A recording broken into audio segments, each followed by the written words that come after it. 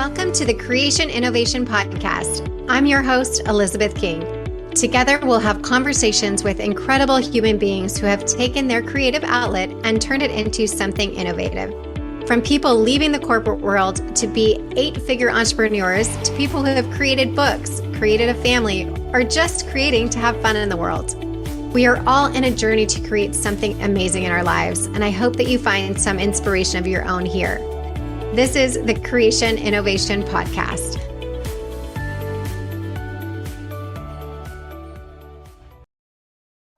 Hey everyone, welcome back. I am so excited today to be speaking to this wonderful woman, Amy Beckley. Thanks for being here, Amy.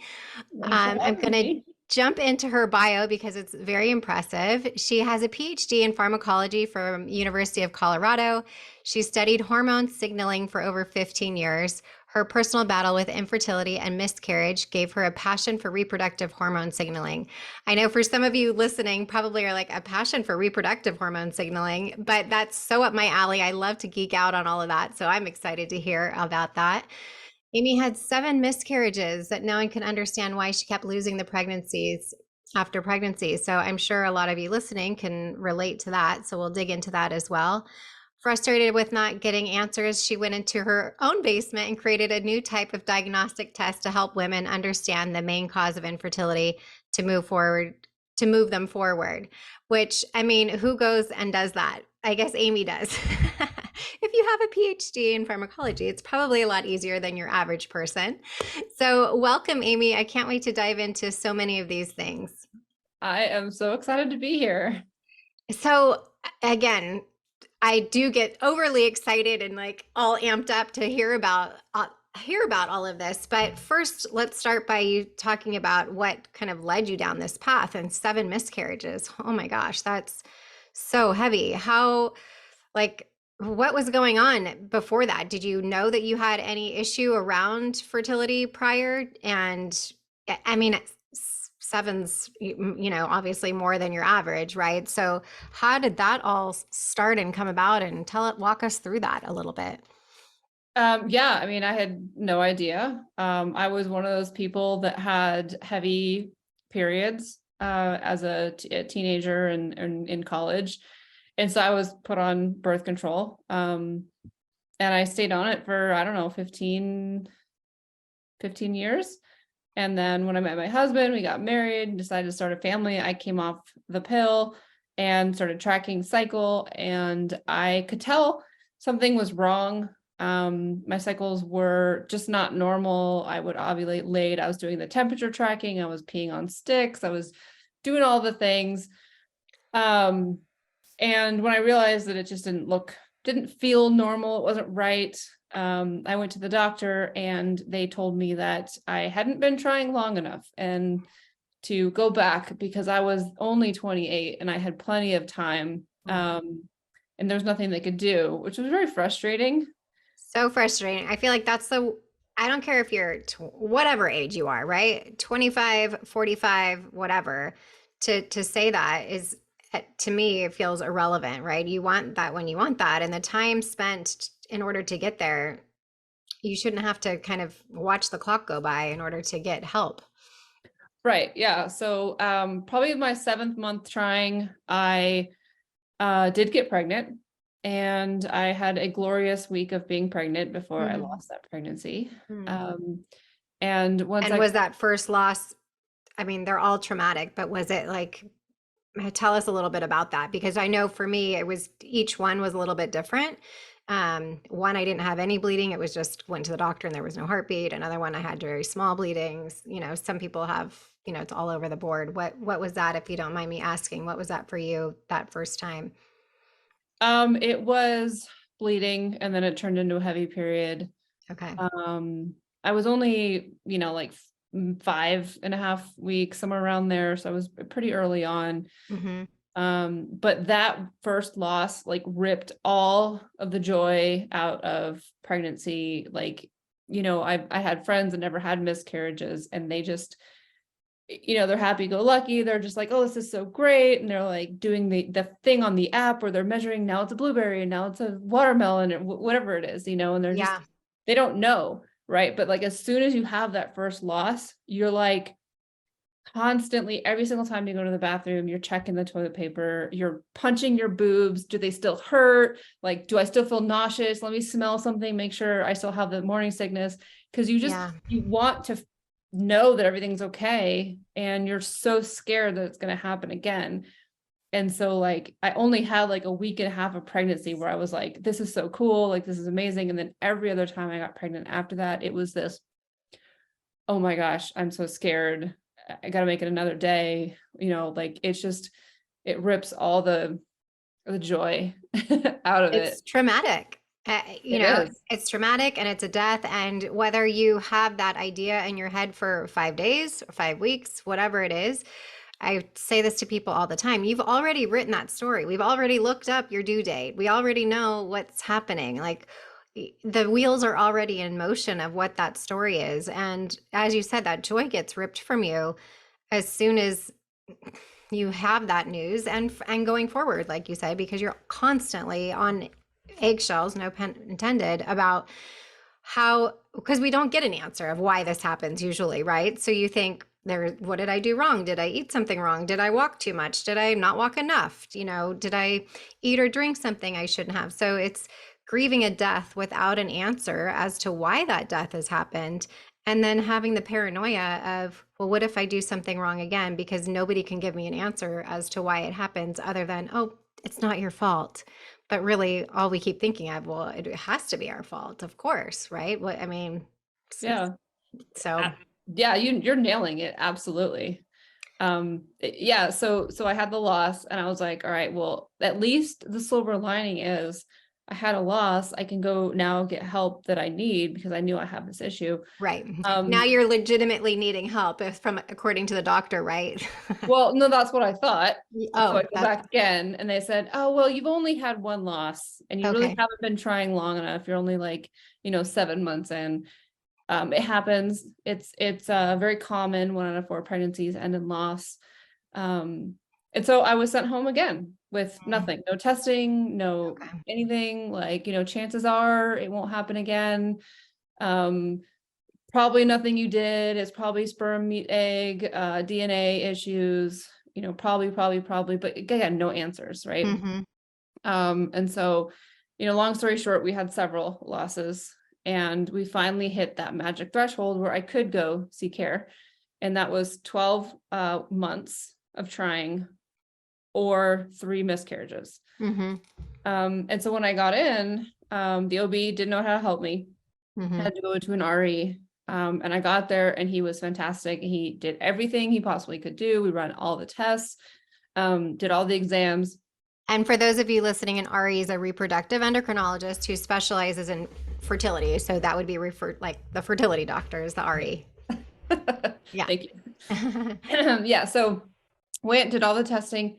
Everything came back normal. Everything was like great. And Which so is so frustrating, it right? is. Because, and that, I try to tee people up to that too, because oftentimes, and I correct me if you may have felt this, but I did. It was like, please give me this recurring loss pregnancy panel so I can finally get an answer of what's happening.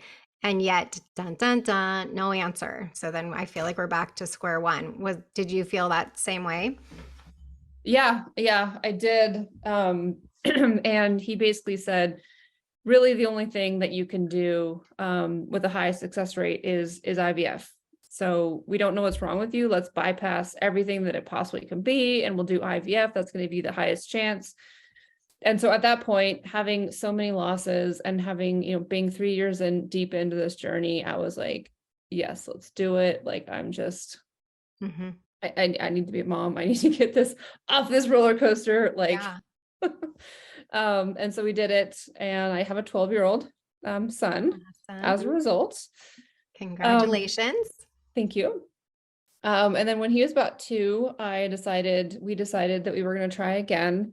But this time I did not want to do IVF. I wanted to figure out what it was.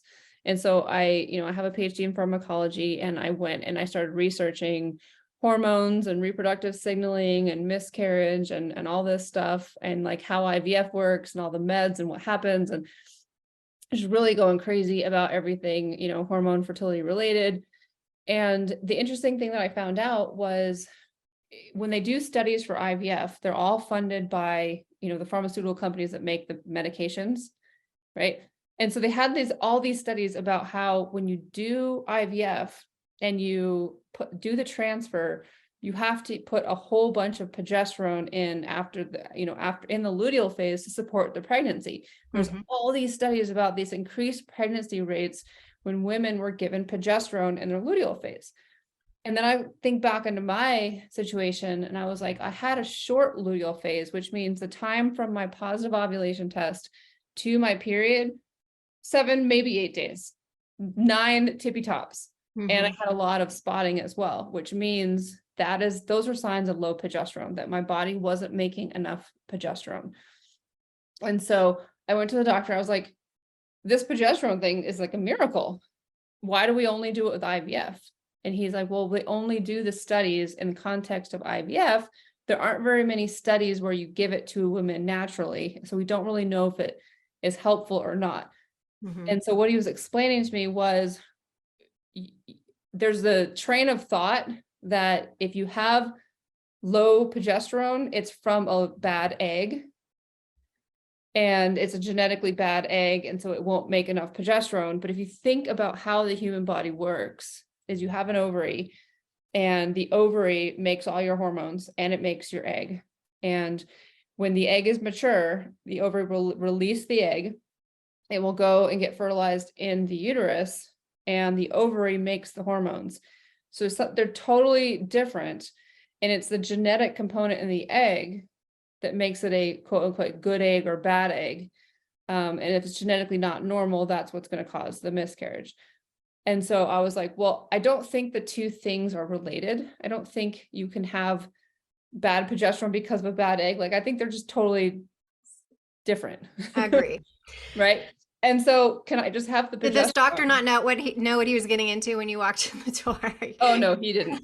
Absolutely. Yeah. Yeah. No, I mean, he's great. I love him. Like we're still in contact. He's on my medical advisory board. He's a great human being, but no, he was not prepared for all the conversations that Amy would have in his office. Yes. But he loved it because he loves research and he loves, innovating. And so he absolutely supported me, 100%. But yeah, he's like, you know what? There's no harm in giving progesterone. We don't know if it's going to work, but why not? No problem giving it to you. Which, I mean, I know I had begged my doctor, who was an RE, for progesterone before, because they would always be, well, let us know when you get a positive test and then we'll give it to you. I'm like, at that point, it's too late, Yeah, can we talk about that more, please? Yes. That is too late. Okay, progesterone prepares the uterus for implantation. Therefore, if you do not have progesterone before your positive pregnancy test, it is too late. Yes. I mean, and we know that, but so why do you think the doctors don't? Well, I don't know. So in your opinion, why do you think that they would say that and not do it? Because to me, to your doctor's point, well, let's just give it to you anyway, because now people are going to alternative ways to try to find progesterone because their medical doctors won't give it to them. So they're, finding alternative areas for it, so to speak, because they're so desperate to say, same as you, well, let me just try this because fingers crossed, God willing, that is the answer and it will stick, right? If our body has enough going into it. Yeah. Yeah. So there's a couple issues. The first one is lack of research. So because it's a bioidentical hormone and it's generic and there's no money in it, there's very little funding on it. Right? IVF is huge. And so there's lots of funding on the ability of progesterone to be increased pregnancy rates in the context of IVF, hugely. The second one is was no good diagnostic test to determine if you had enough progesterone after ovulation to support implantation. And so that was a missing piece. So like when I went back and I said, okay, well, they missed my diagnosis, right? It was because I was doing a single blood draw on 7 days after ovulation. And so I had great levels on 7. They started dropping on 8, period on 9. And if you think about our physiology, you have your ovary, your egg leaves it goes all the way through the fallopian tubes, gets fertilized somewhere in here, has to go all the way into the uterus, and it has to implant. before your next period starts. That journey takes between, anywhere from like 8 to 10 days after you actually release the egg. And so if my period was coming before implantation had a chance to really get a stronghold, I would, I'd get that positive pregnancy test and then I would lose it because the uterine lining wasn't receptive enough to hold a healthy pregnancy. Yeah.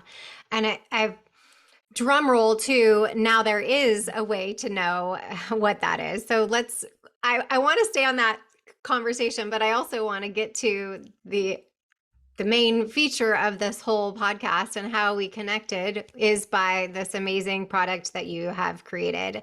So again, back to your basement, you were working diligently to figure this all out and created something down there, which is now what? It is called Proof. It is a urine-based, non-invasive test to confirm what we call successful ovulation. And so what we do is we don't look at progesterone, we look at the metabolite of progesterone in urine throughout the entire implantation window. So 7, 8, 9, and 10 days after that positive ovulation test. And we're looking for sustained elevated levels of this hormone throughout that 4-day period. That lets us know it is a successful and a healthy ovulatory event where your ovary has not only produced progesterone, but sustained elevated levels to really cover that entire implantation window. And so we just did a clinical study that got published last month where it shows that if you have high levels, your chances of pregnancy are 75% higher than if your levels are low after ovulation. Amazing. Congratulations on the published study. And I will repeat, she said 75% people. That's not 7% or 5%, 75%. And if you're starting to get on this infertility journey or fertility journey, as I like to refer to it, get this product. It's PROOV, and you will not regret it. If anything, learning more about your body helps you shorten the time that you're able to get pregnant in whatever way that is, right? I mean, hopefully you have no issue and everything's great, but at least you can check that box off and know. And if you do, then you're able to have more leverage and more knowledge going into your doctor's appointments to say, hey, this is what I did. This is what I found out. Can we start to go down this route and advocate for yourself? So that is huge. So thank you, Amy, for the work that you did there. I think there's a little bit of confusion sometimes with people with the off-the-shelf ovulation predictor kits, right? That are we find in the drugstores. Can you tell us a little bit about the difference between these so that we can clear up some of that confusion so that they really understand the value of why Prove is so important in understanding your body and the cycle? Yeah, absolutely. I mean, it's very simple. Two things have to happen to be pregnant. One, you have to fertilize an egg. The second one is it has to implant in the uterus. And so the ovulation tests really help you understand when in time in your cycle the ovary is going to release the egg so that you can time intercourse so that sperm can swim up the fallopian tube and be there to meet the egg and to help with fertilization. So that's ovulation tests to help you know your fertile window, to help you time intercourse so that you can have fertilization. The other thing that needs to happen is implantation. And so for implantation to occur, your ovary then needs to make enough progesterone to support a nice, I call it a peanut butter sandwich, where it's a nice sticky environment where as soon as that fertilized egg hits it, it just like sticks in, it's not going where it's like Velcro. And so that's what Prove does, is it really tracks progesterone via the urine metabolite over the implantation window to make sure you're producing enough of this hormone. And if you aren't, our clinical study also shows that there are simple medications like luteal phase progesterone, so taking progesterone after a positive ovulation test, as well as ovulation-inducing medications like letrozole, Clomid, really excellent at inducing ovulation if you have an ovulatory issue disorder.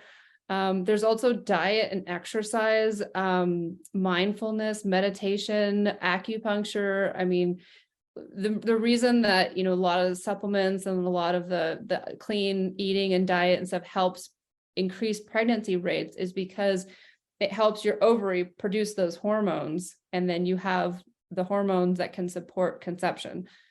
So, it's really important, to have enough estrogen and then have enough progesterone in your cycle to build that lining, stabilize that lining, and make it a good environment for that embryo to thrive.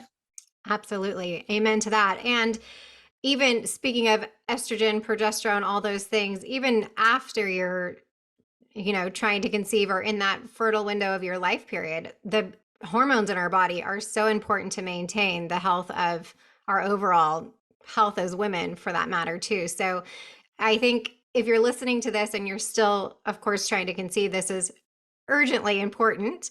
But even not, the idea of understanding your body, understanding the cycle, making sure that your hormone levels are still in balance and in check, really is going to make a difference of your overall health. They say it's your sixth vital sign is your cycle, and keeping those hormones in check and everything really does make a difference in how you show up in the world and how your body functions. So don't disregard it if you're past having children, I guess, is the thought process.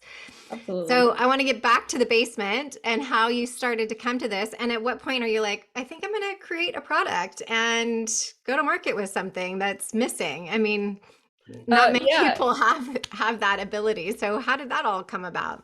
Yeah. So once I realized it was a progesterone deficiency, I asked my doctor for progesterone, and it magically worked. I have a 9-year-old. Awesome. And then I kind of And you weren't surprised, I'm sure, right? You were like, I told you. I mean, I am very, no, no, I was very, very thankful that I could complete my family. Let's just call it that. Like, yes. And so I just kind of came out of the closet, so to speak, and just, I was so internalized, and I was so ashamed, and I was so felt like less of a woman because I couldn't keep a pregnancy. I felt like something was wrong with me. Like I was just not in a good spot. And so I didn't tell anybody what I was going through. And so when I finally had that success, I came out and I said, I've been dealing with this, and this is what happened. So many women came to me, family, friends, Amy, what did you do? I'm struggling too. And I would share to them all these things, and I would just get my friends pregnant one after one. And so finally, one of my friends called me, she's like, we have to do something. Like, you figured something out that is helping so many people. Let's just do it. Yeah. So we I got on my computer and I made some crazy PowerPoint thing with my idea. And we did a crowdfunding campaign, and we said, okay, if you guys want this product, we'll buy, you'll buy it, and then we'll make it and we'll send it to you. And it was just the simple idea of passing it along and moving that forward and helping other women get the information that they need. I mean, I felt like this was why it happened to me, that I had those 7 losses so that I could help prevent other people from going down that pathway as well. One of my proudest moments is when my very own sister, who's 8 years younger than I am, called me and asked me, okay, what is this thing that you have? I need to do it. I just took my IUD out. And we found the issue for her, cycle 1, and fixed it. And she got pregnant and kept it, and everything was good. Awesome. And she was like, I just refused to kind of go through this. And so being able to take what I did and help other people where they've been struggling and they haven't had the right tools and they haven't had the right resources to fully understand. I mean, we're taking the unexplained, we're explaining it to them, and then we're giving them a treatment that's $100 treatment and not a $20,000 treatment. And $20,000 the low end, I'll add, right? So yes, just as a reference point, $100 looks a lot better than what potentially could be. And what a beautiful experience. I mean, we're talking on the Creation Innovation podcast. And as I'm saying that, this is literally creation innovation that Amy has created. She's innovated something amazing that is affecting lives and helping them create families, which is amazing and incredible. And you should be so proud of yourself. And I hope that you think you're a badass every day, because our whole community of fertility workers does. And so grateful for what you did, because it really is a game changer. And it's a conversation that I have with people literally every day, where when they come to me, they have had multiple losses or multiple transfers fail. And they almost become numb to it. And you have to help them recognize, like, this isn't something that you should have to become numb to. Like, this is very sad and it's really difficult, but yet there's other things that we can do to try to help you. And it's not something that you should have to be dealing with to just kind of measure through it, so to speak. But congratulations on all that you have created and all the babies that have come out from that as well. So cool. Yeah, thanks. Yeah, I want to go back to something you talked about earlier with everyone thinks it's their fault they had the pregnancy loss. And I absolutely thought it was my fault. I was like, well, I ate that thing, or I did that thing, or exercised too much, or I was carrying that too heavy thing, or whatever it was. Right. And so that's why I'm really passionate about giving women answers. I actually learned that there's about 25 to 30% of pregnancy loss that is preventable.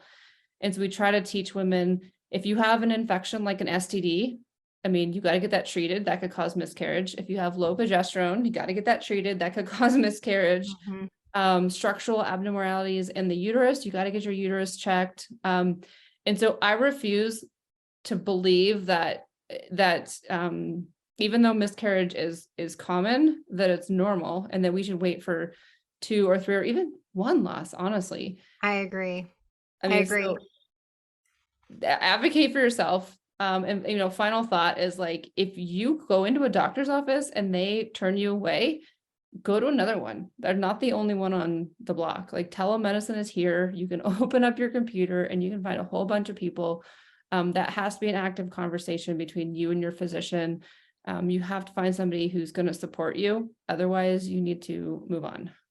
Yeah, I think the benefit of fertility being such a booming industry is that there are clinics popping up everywhere these days.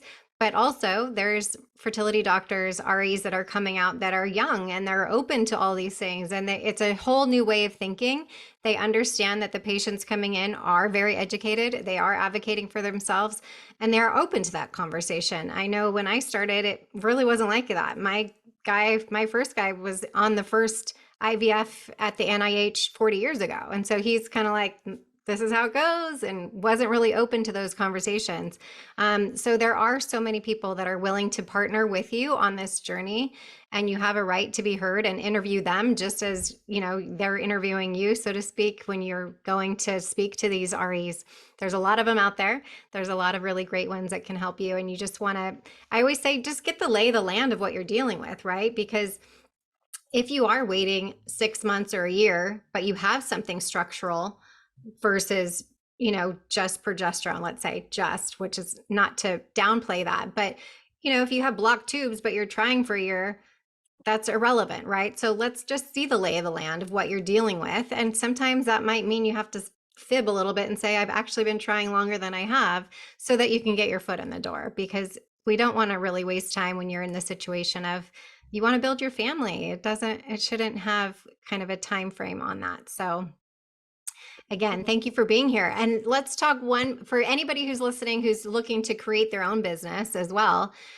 How did you go about starting to do VC funding and all of that kind of stuff? We started this as a mission to just help women and create a good product and fill a gap, fill a need. And I was like, you know what, if people will still buy it, I will still make it. And we just grew organically, and I just had opportunities where I would present, and I got connected with other people, and we got connected with the VC scene and the angel network. And I mean, you got to surround yourself with good people is what basically the advice I have to give is. I'm a scientist. I also have an MBA, but the MBA was really to help me understand what's the business, what's the foundation, who do I need around me. You cannot have a solopreneur. You have to have a company. And so find good people, find somebody who knows business if you don't know it, find somebody who knows science if you don't know it.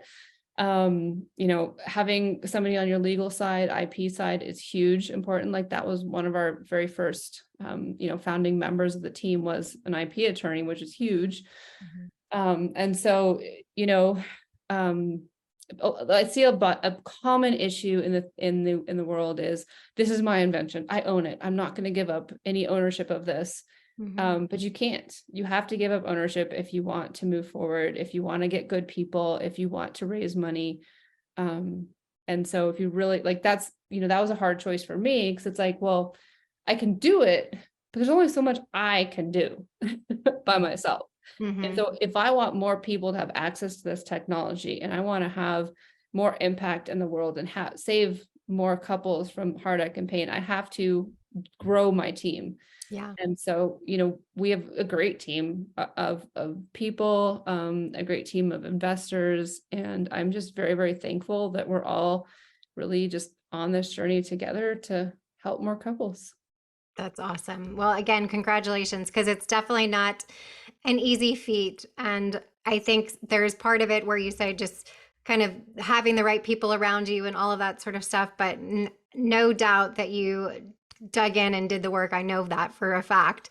And so grateful again that you had that insight to keep digging and figure out the answers, because I know so many of us want those answers, but we don't have the foresight to understand the background of how that all comes together and then to have those conversations. So for the collective that are in the same situation that you are and have then gone on to do other things, thank you for all that you've done and having that great team and sharing that information for anybody who's looking to become an entrepreneur and understand that it is a team effort. And I think, as you mentioned, it's also stepping back to say, what is the impact that I want this to have, right? And understanding that that's kind of always the vision to stay with, I think, that matters, because especially when you're in an industry like this, because it ultimately, most of the people that have started, I say most, in these kind of smaller areas had their own journey, right? Versus the big pharmaceutical companies,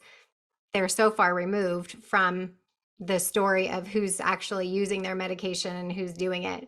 You lived it, you breathed it, you were dealing with it yourself. So I think that's felt from everybody who comes in contact with your product and your story, because it just digs out a little bit deeper on everybody. So thank you again. Yeah, thank you. And we will be talking soon. All right, sounds good. Thanks, Amy. All right, bye. Thank you so much for listening to this episode of the Creation Innovation Podcast. Make sure to follow us on Spotify for free episodes and subscribe to the Creation Innovation Podcast on Apple, Spotify, or wherever you choose to get your podcast. Don't forget to rate and review the podcast wherever you're listening for a chance to receive a special gift. Yes, we actually do send out gifts. It's my favorite thing to do. So visit us at elizabethking.com/creation innovation for more information on how to enter. Every review counts, and we are so grateful. You can follow me at the official Elizabeth King on Instagram or TikTok. Until next time.